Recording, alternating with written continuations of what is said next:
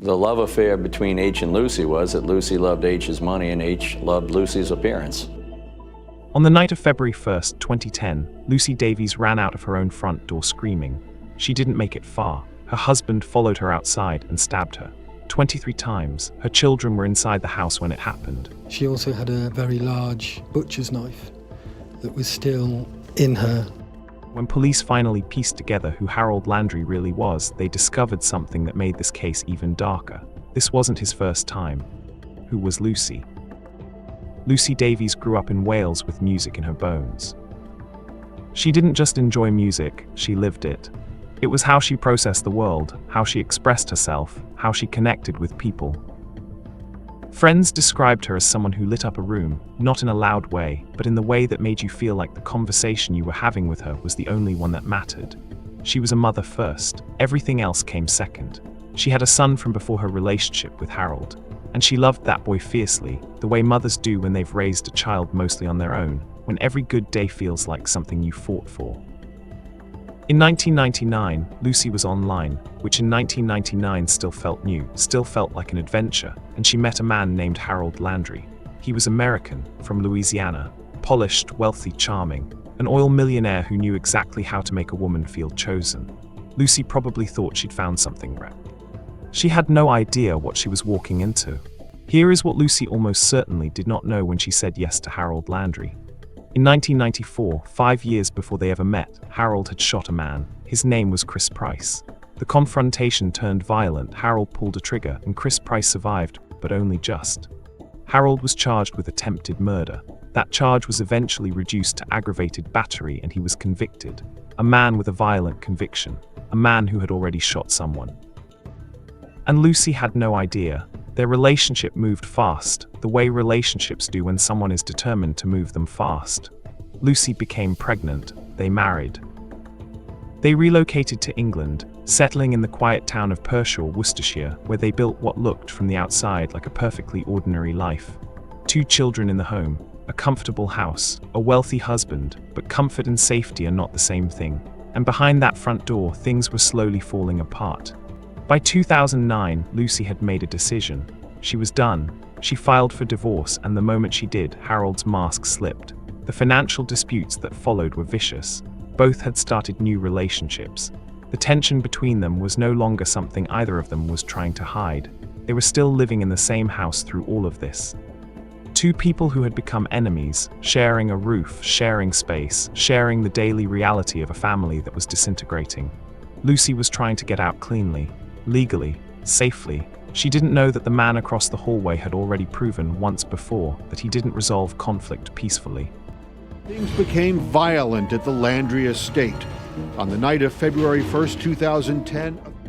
On the evening of February 1st, 2010, Lucy got on Facebook. She posted a message. We don't know the exact words, but the tone was clear. She was angry. Something had happened that day, something that pushed her to put her feelings in writing publicly for her friends to see, for anyone to see.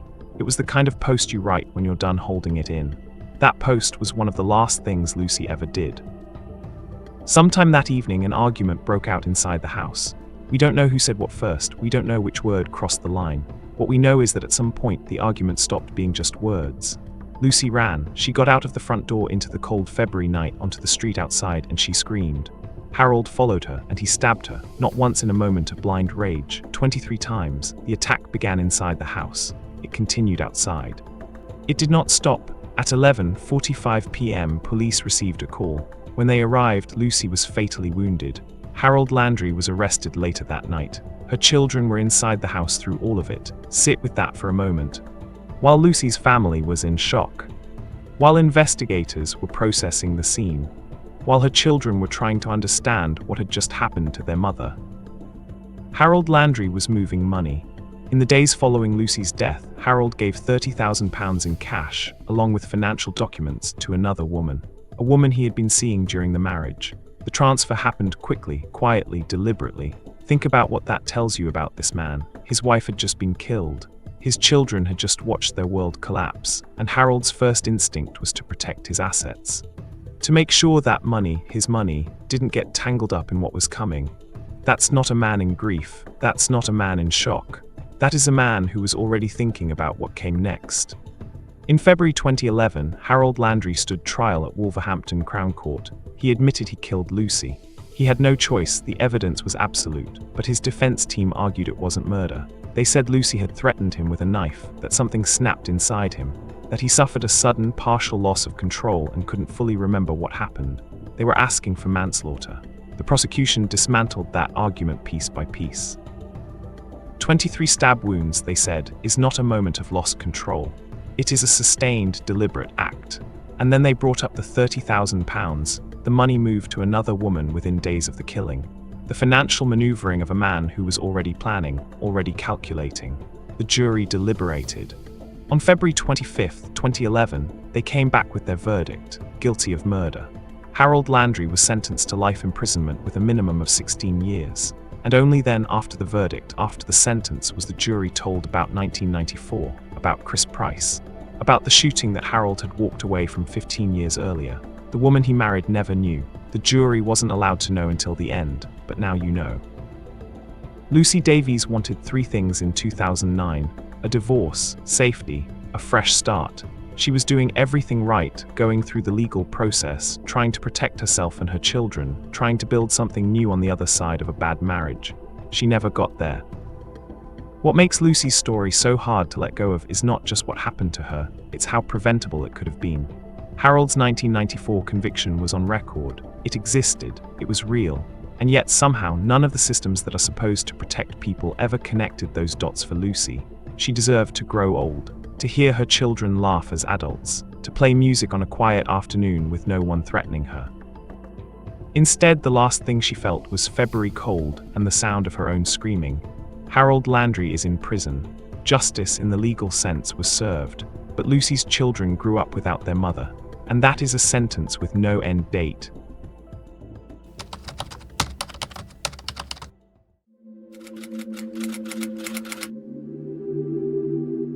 For 50-year-old Kelly Coppola and 53-year-old Kenneth Pohlman, the summer of 2024 overflowed with joy.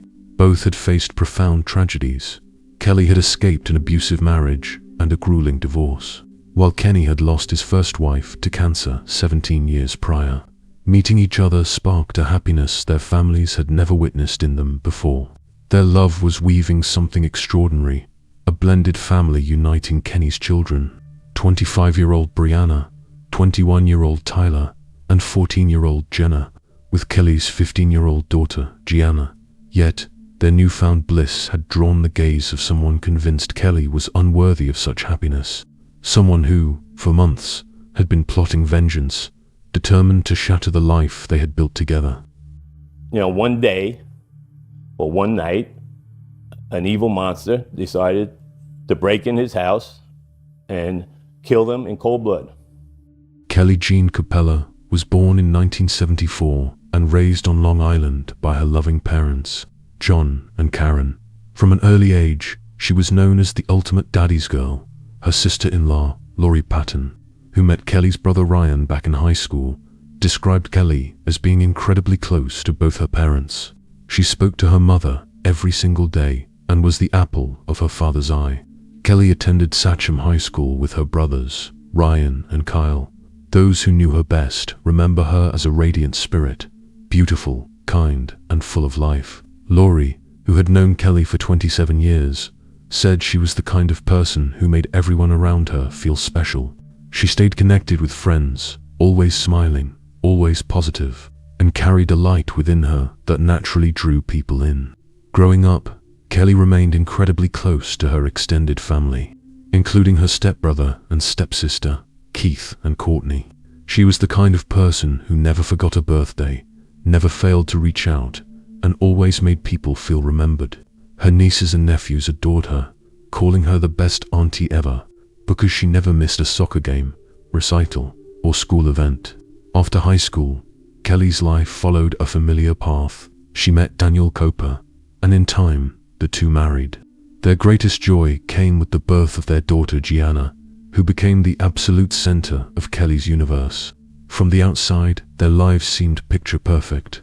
Kelly worked in accounting for a media company, carefully balancing her career and motherhood.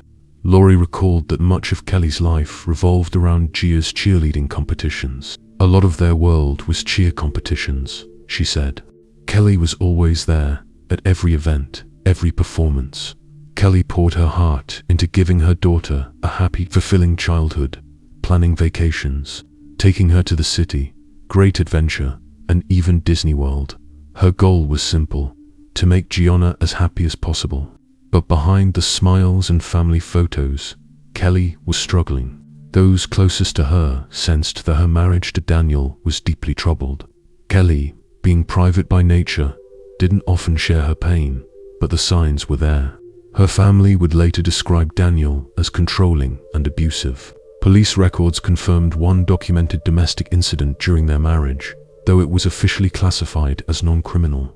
To Kelly's loved ones, that label didn't reflect the true reality. Eventually, Kelly found the courage to leave. The divorce that followed was long, bitter, and emotionally draining. Detective Lieutenant Kevin Bayer would later remark, "Apparently, the divorce is final."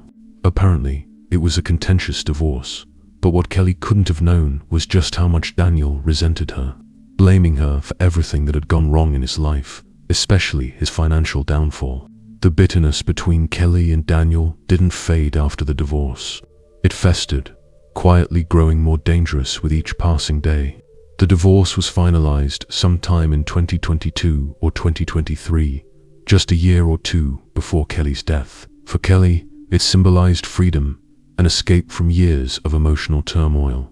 She could finally focus on raising Gianna, rebuilding her confidence, and perhaps finding happiness again. Surrounded by the unwavering support of her family and friends, Kelly began to heal. She returned to work, stayed active in her daughter's life, and tried to move forward. Those closest to her noticed the change. She seemed lighter, more hopeful. What Kelly couldn't have known, however, was that her new beginning would soon bring someone into her life who would alter her story forever. That person was Kenneth "Kenny" Pohlman Jr. Kenny had his own history of love, loss, and resilience. The eldest of 4 children, followed by John, Tony Ann, and Tommy, he grew up on Long Island in a simpler time. His brother Tommy fondly remembered their childhood before cell phones and video games, when kids played outside until the streetlights came on. "We played everything: stickball, football, kickball," Tommy recalled. The whole neighborhood was out there together. Kenny's charisma and energy were unmistakable. "If you knew Kenny, you loved him," Tommy said. "And if you didn't know him, I apologize. You missed out on experiencing his love for life." After graduating from SUNY Old Westbury, Kenny built a successful career in the IT industry. For nearly 2 decades, he worked as a senior account executive at Converged Technology Group, respected by colleagues for his professionalism and drive. But what truly defined Kenny wasn't his career, it was his devotion as a father. He had married young to his first wife, Kim, and together they built a loving family, raising 2 children, Brianna and Tyler. Their life was full of laughter, love, and family traditions, until tragedy struck. In 2007, when Kenny was in his mid-30s, Kim was diagnosed with a rare form of cancer. Despite a courageous battle, she passed away, leaving Kenny to raise their children alone. Heartbroken but determined, he devoted himself entirely to Brianna and Tyler, creating the Pohlman Foundation in Kim's memory to support cancer research. Years later, Kenny remarried and welcomed another daughter, Jenna. He poured his energy into fatherhood, organizing family trips to Disney World, cruises, and vacations that brought joy and healing after so much loss. To everyone who knew him, Kenny was a man who had endured tragedy yet still radiated warmth and hope. And it was this same warmth that would draw Kelly toward him, a connection that seemed destined to bring 2 wounded souls together. Kenny's second marriage eventually came to an end, leaving him once again a single father, this time to 3 children. Despite everything he had endured, Kenny never lost his optimism or capacity for love. And around 2023, about a year and a half before his death, he met Kelly Coppola. Both were single parents who had weathered heartbreak. Both were looking for peace, for something real. When they met, it felt like 2 puzzle pieces finally clicking into place. Kenny's father would later say they were soulmates. He brought out the best in her, and she brought out the best in him. They had a second chance, he said. My son lost his wife 17 years ago, and then he found Kelly. Kelly's family saw the same transformation. Her sister-in-law, Laurie Patton, said Kelly was in love for the first time in a long time. She embraced his family, and he embraced Gianna and all of us. They were both so family-oriented. The time she spent with Kenny was the happiest we'd ever seen her. We've never seen anyone treat her with that much love and respect. Their relationship blossomed quickly. Soon, they decided to take the next step, moving in together at a beautiful $1.1 million 6-bedroom home on Brasswood Road in St. James, New York. To them, it wasn't just a house. It was the beginning of something new. Their blended family came together seamlessly. Kenny's 3 children, Brianna, 25, Tyler, 21, and Jenna, 14, welcomed Kelly and 15-year-old Gianna with open arms. Kenny's brother Tommy later clarified the depth of their bond. People call Kenny the new boyfriend, but that's not who he was, Tommy said. Kenny and his family welcomed Kelly and Gianna into their home. This wasn't casual.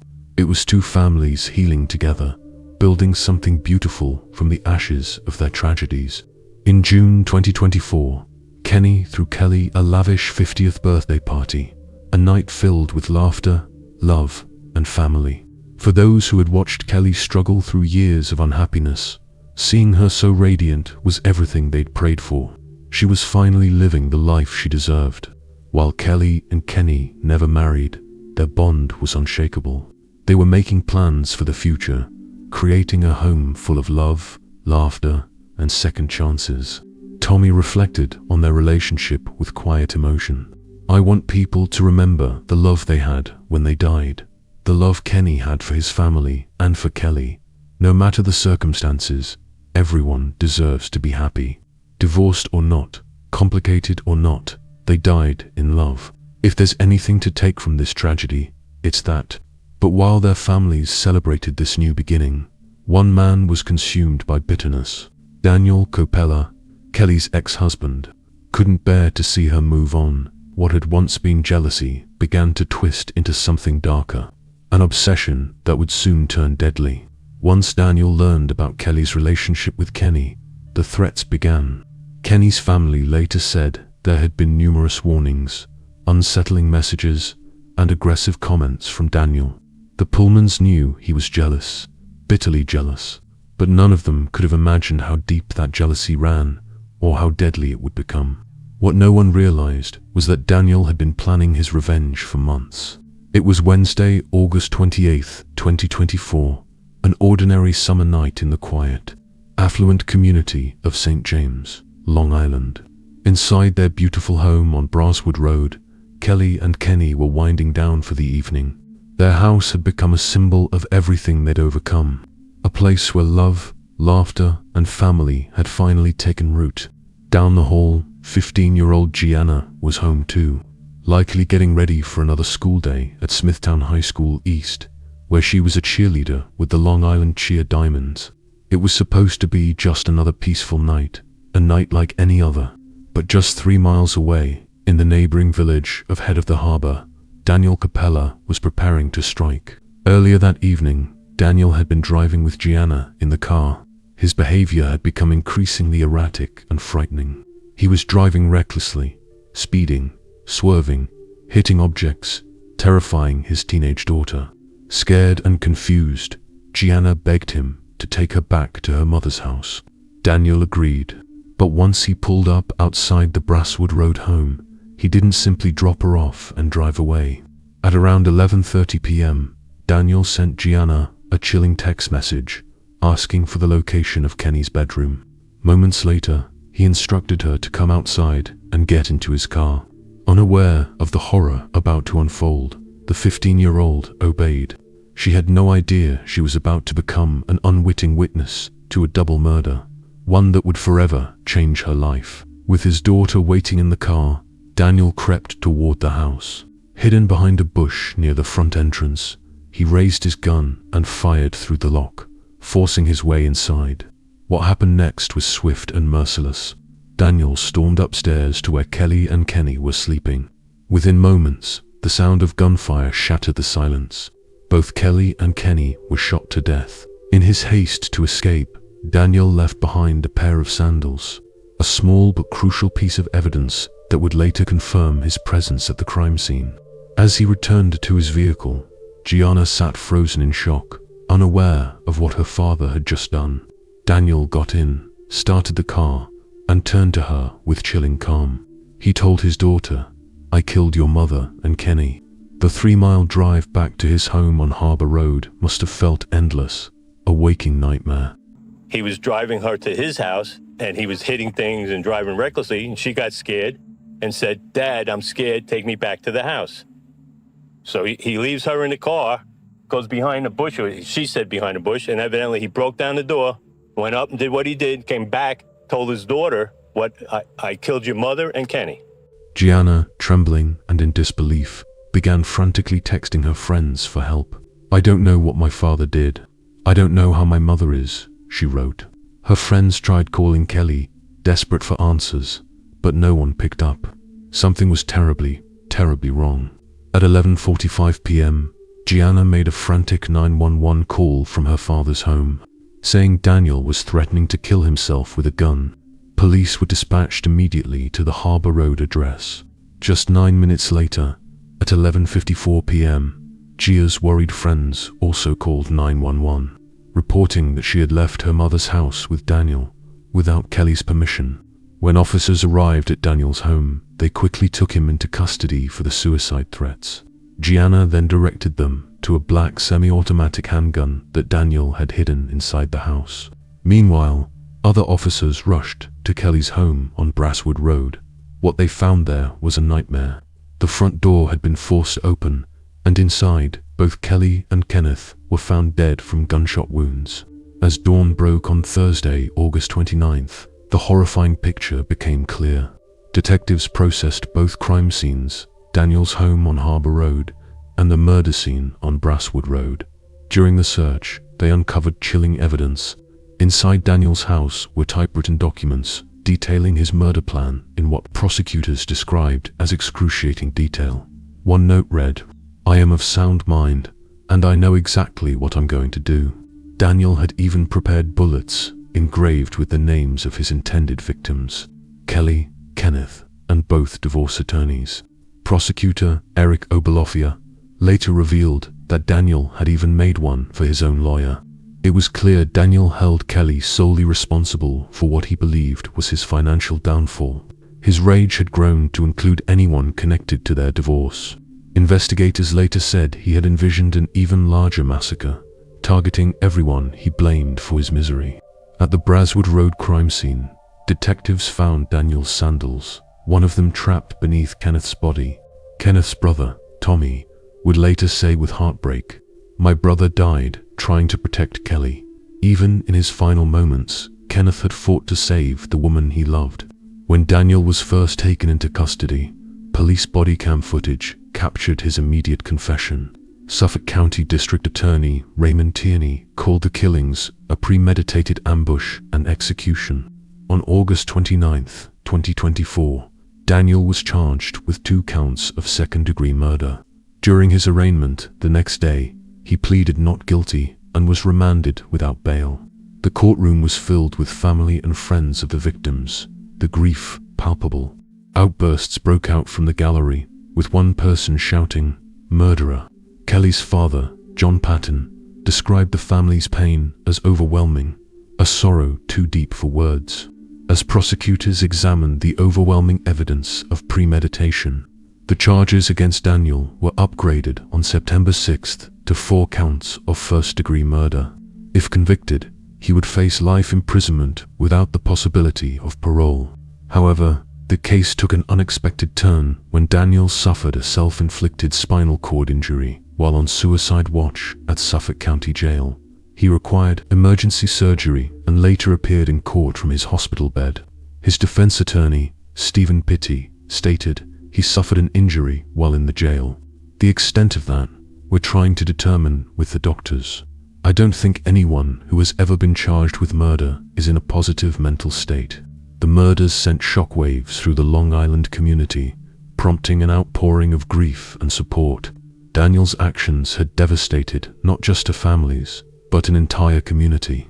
In response, Kenny's employer, Converged Technology Group, launched a GoFundMe campaign called Kenny's Kids to support his 3 children. The fundraiser quickly gathered over $148,000, nearly reaching its $150,000 goal. Meanwhile, Kelly's family created a separate fund, Support Gianna After Tragic Loss, to help the traumatized teenager rebuild her life. In just 5 days, it raised more than $96,000, with hundreds of donations pouring in from people moved by her story. On September 3rd, Kenny's memorial service was held at St. Elizabeth of Hungary Church in Melville, where hundreds gathered to honor his memory. Family and friends described him as someone whose positivity, warmth, and smile could light up any room.